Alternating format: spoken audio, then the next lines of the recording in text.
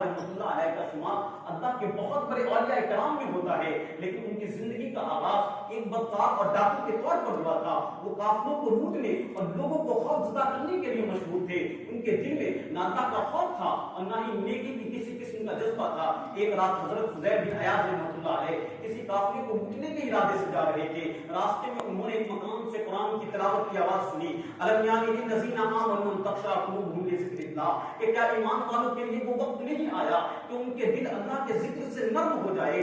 یہ آیت ان کے دل پر بجلی بن کر گری اور وہ سوچنے لگے کیا میرے لیے وہ وقت نہیں آیا کہ میں اللہ کی طرف لوٹ آؤں اور اپنے تمام گناہوں کو چھوڑ دوں اور اپنے گناہوں سے توبہ کر کے اپنی مرضی کو اللہ کی مرضی میں فنا کر دوں۔ اسی وقت انہوں نے اپنی زندگی کو بدلنے کا عزم کر لیا اور اسی وقت سچے دل سے توبہ کی۔ پھر اس کے بعد آپ نے ان میں دین حاصل کیا اور عبادت و زہد میں مشغول ہو گئے۔ ایک وقت آیا کہ انہیں عابد الحرمین یعنی حرمین شریفین کے لقب سے یاد کیا جانے لگا۔